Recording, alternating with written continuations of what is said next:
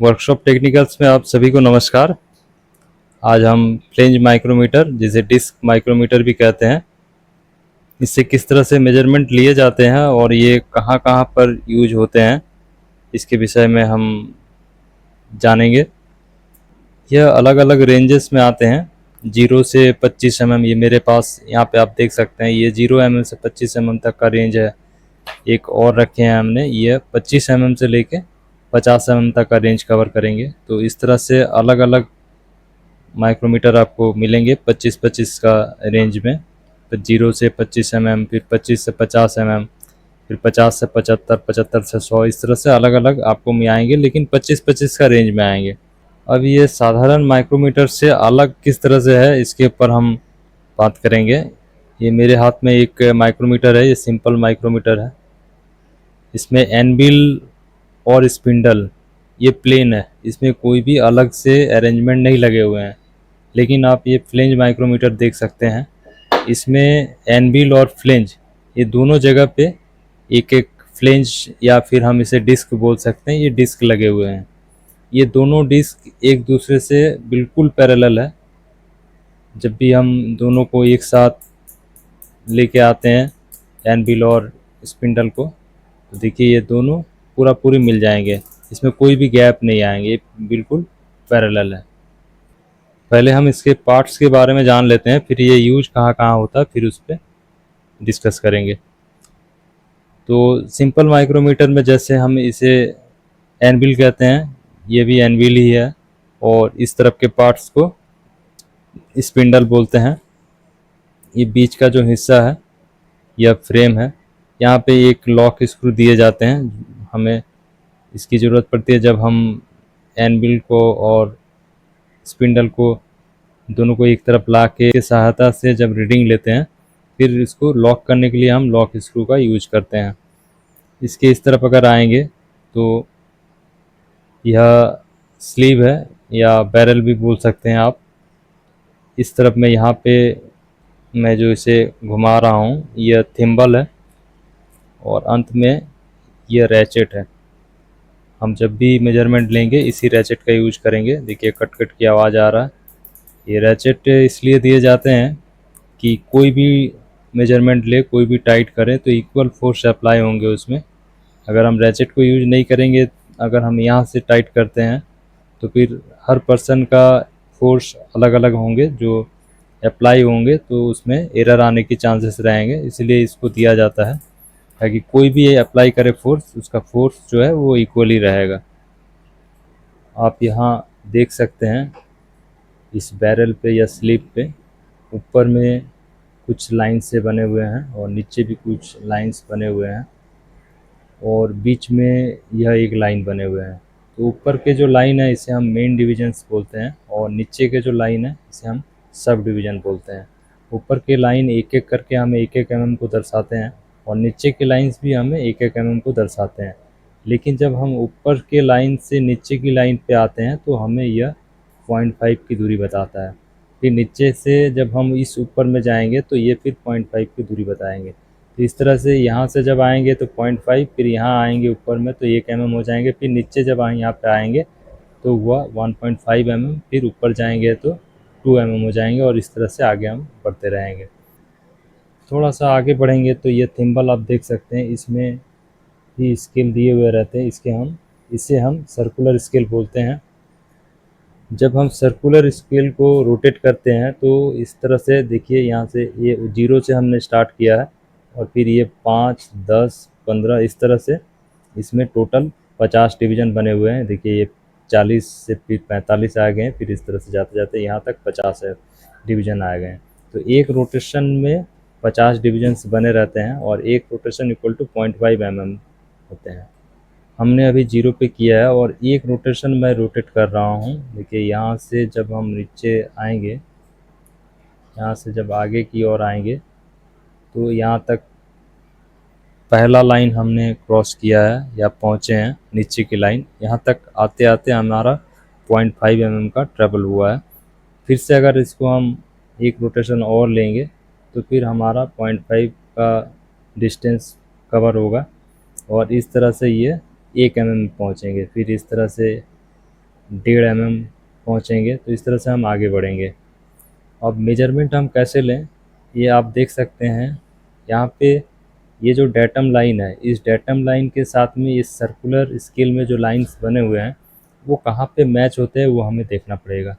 जैसे ये 0 पे है अभी, फिर इधर आएंगे तो फिर पहला लाइन मैच करेगा, फिर दूसरे लाइन मैच करेगा, फिर तीसरा, चौथा, इस तरह से मैच करते रहेंगे। अब हम इसकी लिस्ट काउंट के बारे में बात करते हैं। लिस्ट काउंट होता क्या है?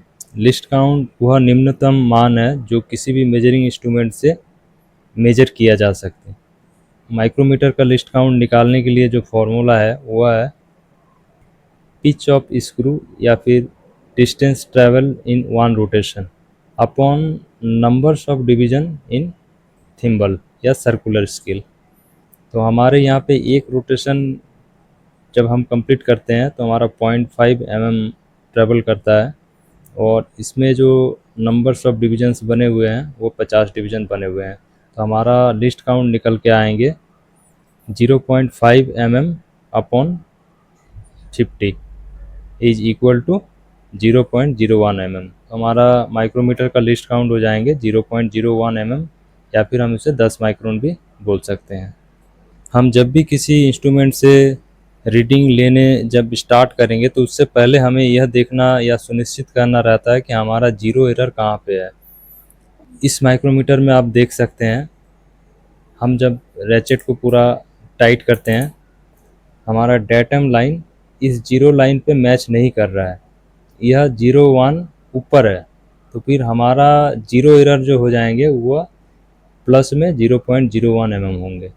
अगर इसी तरह से ये नीचे की ओर होता तो वो माइनस में होता, तो हमारा जीरो एरर -0.01 mm होते हैं। अब हम जो भी मेजरमेंट लेंगे उस मेजरमेंट से, चूँकि हमारा जीरो एरर यहाँ पे 0.1 प्लस में है, तो हम उस एरर को उस मेजरमेंट से 0.1 माइनस कर लेंगे।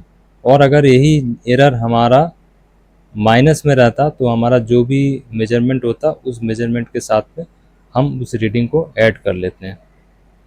इस जीरो एरर को हम कैसे सही करें, इसका उपाय भी मैं आपको बताऊंगा अंत में, तो वीडियो में ज़रूर बने रहिएगा अंत तक। अब हम सीखेंगे कि फ्लिंज माइक्रोमीटर का उपयोग कहाँ पर होता है। होते तो बहुत सारे जगह पे है, अभी हम आपको एक एग्जांपल दे रहे हैं। ये मेरे सामने में एक गियर रखे हुए हैं, ये गियर देख सकते हैं। तो इस गियर का हम BTL को मेजर करेंगे। BTL मतलब बेस टेंजेंशियल लेंथ। यह 3 टीथ के ऊपर हो सकते हैं, यह 4 टीथ के ऊपर हो सकते हैं, 5 टीथ के भी ऊपर हो सकते हैं। यह हमें गियर डाटा में दिए हुए रहते हैं कि हमें कितने टीथ के ऊपर में मेजरमेंट लेना है। यहाँ पे अगर टीथ का आप एरिया देखेंगे तो यह कर्व रहता है। तो जब हम इसके बीच का एरिया मेजर करेंगे, अगर हम सिंपल माइक्रोमीटर को लगाएंगे, देखिए 4 टीथ में हम मान लेते हैं कि हमें मेजर करना है। ये 4 टीथ हो गए, हम सिंपल माइक्रोमीटर को यहाँ लगा रहे हैं। तो यहाँ से भी आप देख सकते हैं कि ये एरिया टकराया गया है, ये अंदर की ओर नहीं जा पाया, और यहाँ पर भी स्पिंडल टकरा गया, ये अंदर की ओर नहीं जा पाया। अब हम फ्लिंज माइक्रोमीटर को यूज करते हैं। यह फ्लिंज माइक्रोमीटर है, इसे हम गियर के दांते पे लगा रहे हैं। देखिए इसका जो फ्लिंज है यह पूरे अंदर रूट डाया तक पहुँच गया है। इससे हम बहुत ही आसानी से इस डिस्टेंस को मेजर कर पाएंगे। देखिए हम रैचेट का यूज कर रहे हैं, लॉक स्क्रू को हम टाइट करेंगे और इसको हम बाहर निकालेंगे। यहाँ से भी रीडिंग से देख सकते हैं। अभी हम इसको टाइट करके बाहर निकाल ले रहे हैं और फिर हम रीडिंग को चेक करेंगे कि हमारा रीडिंग कितना आ रहे हैं। अभी हम इस रीडिंग को रीड करेंगे। आप देख सकते हैं ये 30 mm, 31, 32, 33 mm को क्रॉस कर चुका है, और नीचे का डिवीज़न भी सब डिवीज़न है, इसको भी क्रॉस कर चुका है। और सर्कुलर स्केल पे जो लाइन मैच हो रहे हैं वो 41 में मैच हो रहे हैं इस डेटम लाइन के साथ में। तो हमारा फाइनल रीडिंग जो निकल के आएंगे वो हो जाएंगे 33 mm plus sub division cross किया है तो 0.5 mm, और प्लस सर्कुलर स्केल में 0.41 mm। तो हमारा जो टोटल रीडिंग आएंगे फाइनल रीडिंग वो हो जाएंगे 33.91 mm। तो इस तरह से हम रीडिंग को ले सकते हैं। हम एक और मेजरमेंट लेते हैं जहाँ पे सिंपल माइक्रोमीटर से नहीं ले पाएंगे और फ्लेंज माइक्रोमीटर से हम किस तरह से लेंगे वो देखेंगे। आप यहाँ पे एक ऑब्जेक्ट देख सकते हैं, इसमें 2 ओडी बने हुए हैं। एक ये आउटर डाया है और उसके ऊपर एक स्टेप ओडी है, लेकिन स्टेप ओडी का जो फेस है वह बहुत ही कम है। अगर हम इस फेस को मेजर करना चाहेंगे तो अगर सिंपल माइक्रोमीटर से देखेंगे तो देखिए यहाँ पे इसे हम मेजर कर रहे हैं, लेकिन इससे हम मेजर नहीं कर पाएंगे क्योंकि इस माइक्रोमीटर का जो हब बने हुए हैं यह हब इसमें टकरा जाता है और स्पिंडल जो है इसके साथ में लग नहीं पाता, तो इसको हम मेजर नहीं कर पाएंगे। अब इसी को अगर हम फ्लेंज माइक्रोमीटर से चेक करना चाहेंगे तो बहुत ही आसानी से हम मेजर कर पाएंगे। तो अभी देखिए हम फ्लेंज माइक्रोमीटर से इसको मेजर करेंगे। तो यहाँ पे देखिए ये बहुत आसानी से इस पे आ गया। इसको थोड़ा सा हम आपको अच्छी तरीके से दिखाते हैं। ये देखिए ये फ्लेंज माइक्रो उसमें बाहर रह जा रहा था, लेकिन ये पूरा अंदर तक चला गया। बहुत ही आसानी से हम इस ओडी को मेजर कर सकते हैं। लेकिन हमारा जो भी रीडिंग आए, हमें ये याद रखना होगा कि हमारा रीडिंग के साथ में अगर जीरो एरर 0 पे नहीं है, वो अगर प्लस में है तो उसे हमें माइनस करना रहेगा, और अगर वह माइनस में है तो उसे हमें प्लस करना रहेगा। ये हमें ध्यान रखना है, नहीं तो हमारा रीडिंग गलत हो जाएंगे। अगर फ्लेंज माइक्रोमीटर का जीरो एरर 0 पे नहीं है तो फिर उसे हम किस तरह से सुधार सकते हैं इसको देखेंगे। ये आप देख सकते हैं अभी इस रैचेट की मदद से जब हम आगे बढ़ा रहे हैं तो यह 0 पे तो नहीं आ रहा है, इसका डेटम लाइन लगभग 0.05 mm में आ रहा। तो अब इसे हम सुधार करेंगे। पीछे जब देखेंगे तो यहाँ पे एक छोटा सा पिन होल दिए जाते हैं और डब्बे के साथ में इस तरह का अरेंजमेंट आते हैं। इसमें भी यहाँ पे एक पिन टाइप का रहता है, तो इस पिन को हम इस होल में फंसा लेंगे और धीरे धीरे हम इसे घुमाएंगे। तो जब हम घुमाएंगे देखिएगा हमारा 0 अभी भी थोड़ा सा बचा हुआ है।